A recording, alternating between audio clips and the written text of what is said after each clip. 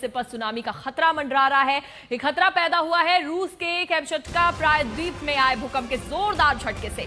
रूसी समय के मुताबिक सुबह 8:25 पर कैमचटका प्रायद्वीप में 8.8 तीव्रता का भूकंप महसूस किया गया। रूस के इस इलाके में 1952 के बाद सबसे बड़ा भूकंप बताया जा रहा है। ये रूस का सुदूर पूर्वी इलाका है। इस झटके के बाद रूस और कई अन्य देशों में भी सुनामी की चेतावनी जारी कर दी गई है। रूस के साथ साथ जापान, हवाई, इक्वाडोर, चिली में भी सुनामी की चेतावनी जारी की गई है। चेतावनी में कहा गया है कि समुद्र में 1 से 3 मीटर ऊंची लहरें उठ सकती है।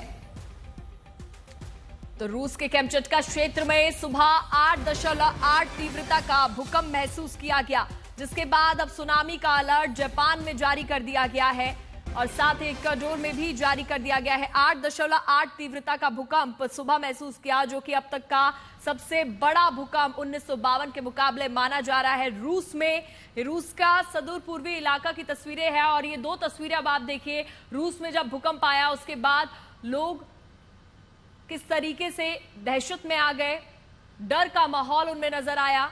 वही दूसरी तस्वीर, जापान तक सुनामी का खतरा बढ़ रहा है। जो सुनामी लहरें हैं समुद्र की, वो अब आगे बढ़ रही है तेजी से। तो इस झटके के बाद, भूकंप के झटके के बाद, जो कि कैमचटका में 8.8 तीव्रता का आया, उसके बाद सुनामी की चेतावनी जारी कर दी गई है। रूस में सुबह 8.8 तीव्रता का भूकंप महसूस किया गया। लोगों में काफी डर है। उसके बाद से ही सुनामी का अलर्ट जारी किया गया। जापान तक सुनामी के सायरन सुनाई दिए। यह 5 अलग अलग तस्वीरें आप देख रहे हैं। 8.8 तीव्रता का भूकंप महसूस किया, जिसके बाद रूस का पूरा कैमचटका कांप उठा। सुनामी की चेतावनी जारी कर दी गई। अमेरिका, जापान और कई इलाकों में अब सुनामी का खतरा बढ़ गया है। दहशत में इसके बाद लोग आ गए, जो कि छत पर शरण लेने को मजबूर हो गए। अभी भी भूकंप के बाद जो नुकसान हुआ है उसको लेकर रेस्क्यू किया जा रहा है इमारतों को, क्योंकि भारी नुकसान इस बीच हुआ है। समंदर की लहरें अब क्षेत्रीय इलाकों में आगे बढ़ती हुई नजर आ रही है। इसको लेकर खतरे का अलर्ट भी जारी कर दिया है। चेतावनी जारी कर दी गई है। रूस के साथ साथ जापान, हवाई, इक्वाडोर, चिली में भी सुनामी की चेतावनी जारी कर दी गई है। कहा गया है कि समुद्र में तकरीबन 1 से 3 मीटर ऊंची लहरें उठ सकती है। और जापान में सुनामी के खतरे से हड़कंप मच गया है। इस वक्त की बड़ी खबर आपको बता रहे हैं। सुबह जब रूस में भूकंप आया उसके बाद ही सुनामी का अलर्ट जारी कर दिया गया था। उसके बाद जापान में अब सुनामी की लहरें महसूस की गई। जापान में अब तक 16 जगहों पर सुनामी की खबर सामने आई है। जापान में सुनामी के खतरे से हड़कंप मच गया है।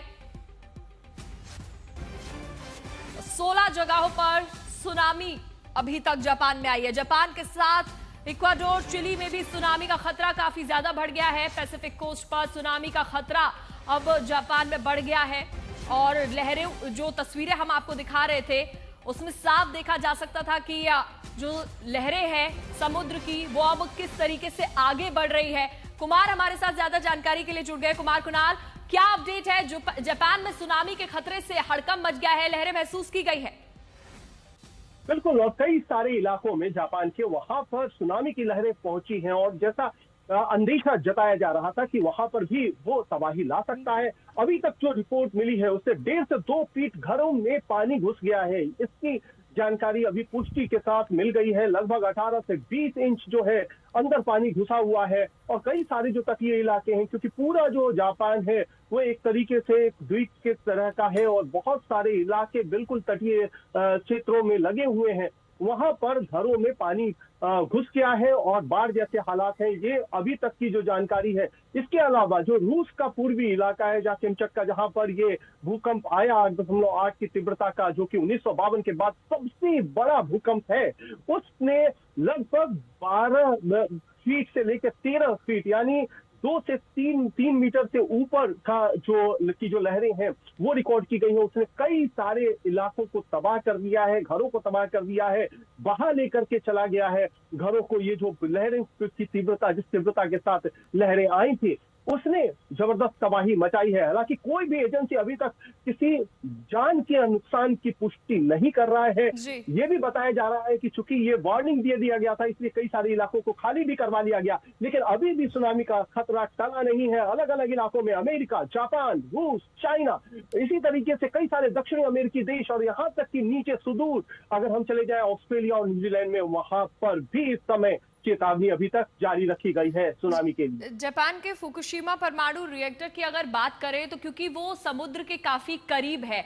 काफी मजदूर उसमें बताए जा रहे हैं, क्या उसको अभी तक खाली करा दिया गया है? बिल्कुल, फुकुशिमा को खाली कराया गया। उसमें दो ये चेतावनी की वजह ये है कि एक तो वो न्यूक्लियर रिएक्टर है और परमाणु संयंत्र है जहां से बिजली बनाई जाती है, तो उसको कहीं नुकसान ना हो, वहां कोई रिसाव ना हो, इसलिए एहतियातन उसको खाली कराया गया है।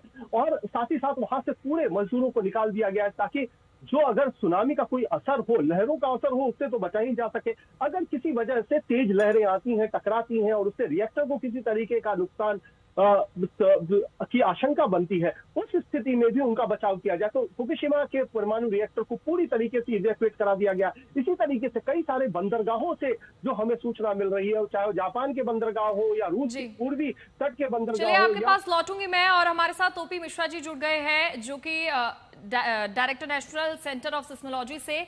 सर, सबसे पहले बताइएगा, देखिए आपसे समझना चाहेंगे, रूस में जब सुबह सवेरे 8.8 तीव्रता का भूकंप महसूस किया गया, उसके बाद सुनामी का अलर्ट जारी किया गया और जापान में ये महसूस भी किया जा रहा है, खतरा अब जापान में काफी ज्यादा बढ़ गया है। ये कनेक्शन को सबसे पहले आपसे समझना चाहेंगे।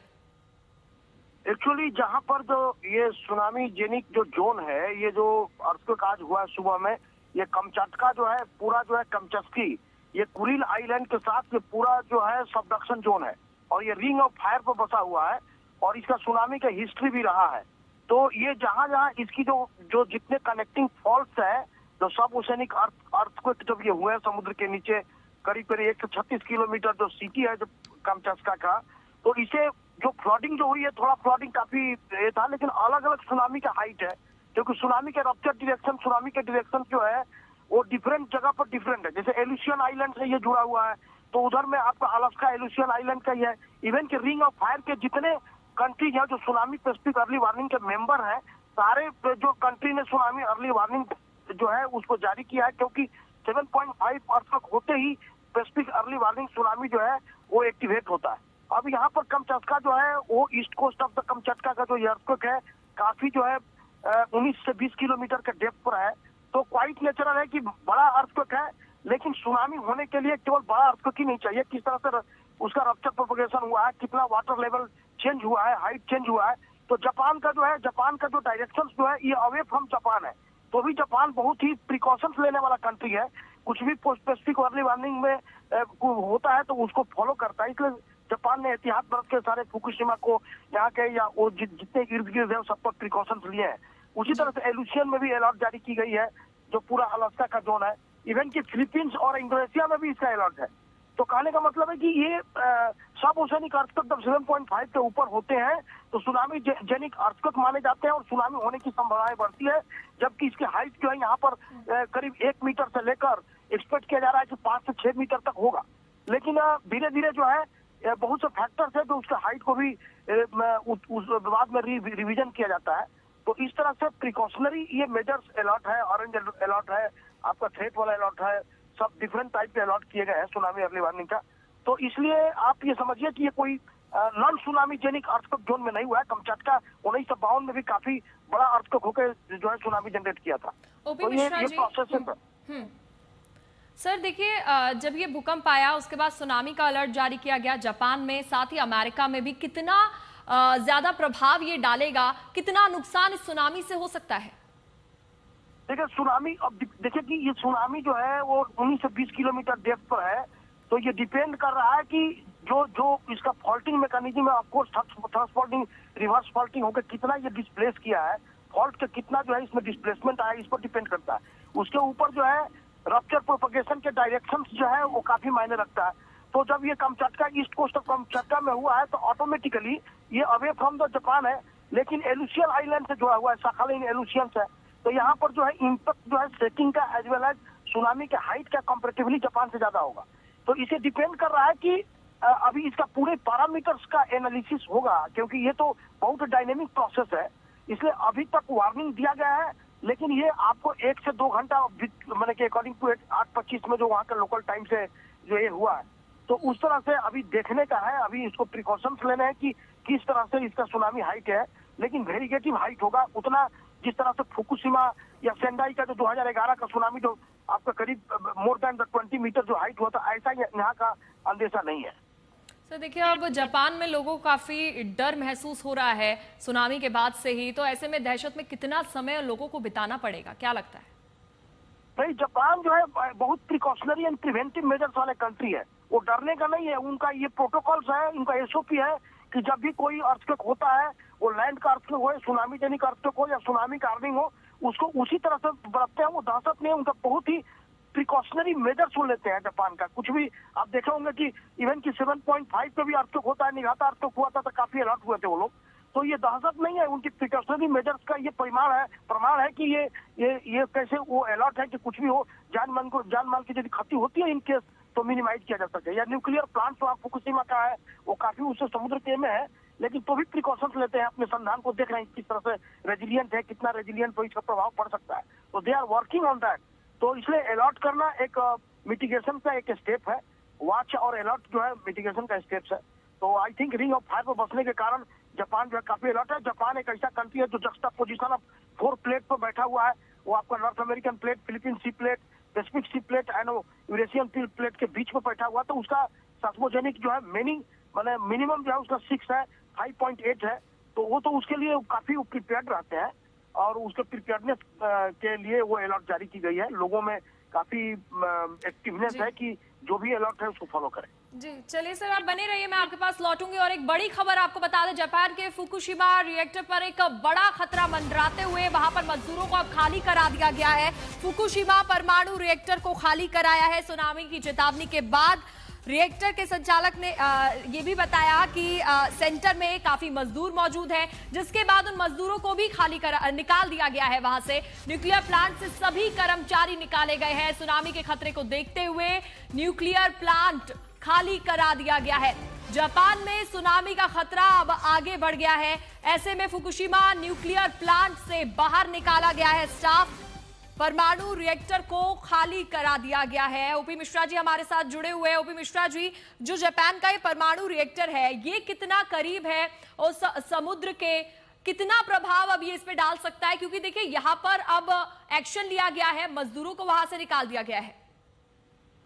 देखिए, न्यूक्लियर प्लांट बहुत ही सेंसिटिव जो है इंस्टॉलेशंस होते हैं, और ये समुद्र के रिंग ऑफ फायर का है, और जापान पैसिफिक कोस्ट पर जो रिंग ऑफ फायर के में आता है। तो इसकी जो ये दूरी इज नॉट इम्पोर्टेंट, ये डायरेक्शन, सुनामी के डायरेक्शन इम्पोर्टेंट है। तो आप देखिए कि जब ईस्ट कोस्ट ऑफ कमचाटका में हुआ तो it was northern part of the जो फुकुशिमा का या होकाइडो आइलैंड है उसके नॉर्दर्न पार्ट पर ये बातें हुई है। तो इस तरह से इसका जो कनेक्टिविटी जो है वो एल्यूशियन से भी है, कनेक्टिविटी आपका इधर होकाइडो आइलैंड के जो भी कुरिल के साथ इसका पूरा जो कुरिल जो वहाँ का सेस्मोजेनिक फॉल्ट है उसके साथ भी कनेक्टिविटी है। तो ये अंदेशा है कि यदि ये सुनामी जेनिक अर्थक्वेक का जो रप्चर है यदि कुरिल आइलैंड के साथ होते हुए यदि प्रोपेल करता है एको से, तो वेव हो सकता है कि उठ सके। तो ये अब डिपेंड करता है कि वेव जो है एक प्रोपेलर वेव और एक जो है ओरिजिनल वेव जो है जहाँ पर जो सोर्स जोन से आता है उसमें डिफरेंस है। इसलिए प्रोपेलर वेव के लिए काफी जो है अपने खतरा से निपटने के लिए तैयारी जापान कर रहा है। फुकुशिमा का 2011 के बाद काफी अलर्ट है। तो ये हमको लगता है कि इसको वॉच की जाए, और इतना दहशत तो वहाँ नहीं हुआ है, पैनिक नहीं हुई, क्योंकि लोगों को अलर्ट कर दिया गया है कि आप यहाँ पर पूरी जो है एहतियात बरतिए, और सारा कुछ वहाँ का मजदूर है ऑटोमेटिकली वहाँ पर प्रिपेयर्डनेस होने के बाद भी आपको पता है कि कोई भी बिल्डिंग जो है अर्थक्वेक से नहीं गिरता है, लेकिन तो भी लोग जब अर्थक्वेक आता है तो उसका जो है ऑडिटिंग करते हैं, रिस्क ऑडिटिंग करते हैं। एक टाइप ऑफ द रिस्क ये एक एंटिसिपेशन हो रहा है कि यदि हुआ तो क्या होगा, नहीं होगा तो भी अलर्टनेस अपना ही है। देखिए सर, जो सुबह सुबह भूकंप आया उसका जो केंद्र है सुदूर पूर्वी हिस्से में था, क्या यही सबसे बड़ा कारण रहा कि दूसरे देशों में इसका खतरा अब मंडरा रहा है, उन पर भी असर पड़ रहा है? ये इसलिए है कि जो भी आपका कमचटका, कुरिल आइलैंड्स, एलुसियन आइलैंड्स, ये सारे की कनेक्टिविटी जो है काफी सबसरफेस फॉल्ट से जुड़ा हुआ है। और ये एक्सपोज्ड फॉल्ट्स हैं, तो इसलिए एक शेकिंग जब होता है, जैसे हमारे अफगानिस्तान में भी यदि हिंदू कुछ में अर्थक्वेक होता है तो दिल्ली फील करती है because of connectivity and propagation of the wave. उसी तरह से यहाँ जितने रिंग ऑफ फायर के कंट्री हैं वो इसको जो है काफी जो है इसको महसूस किए हैं, छोटा ज्यादा और कम। तो इसलिए ये खतरा इसलिए है क्योंकि रिंग ऑफ फायर पर हुआ है और ये सुदूर ईस्ट कोस्ट पर हुआ है और ये जहाँ जो है बहुत ही कॉम्पैक्ट जोन पर है, ग्रेट अर्थक्वेक कैटेगरी में हुआ है 8.5 अर्थक्वेक। तो इसलिए ये जो है लोगों को एक थोड़ा सा काफी अलर्टनेस और उसमें कोई दहशत की जान माल की क्षति न हो, ये क्वाइट लाजमी है। इसलिए ये सुदूर पूर्व का नहीं, ये compact and competent subduction complex में होने के कारण है।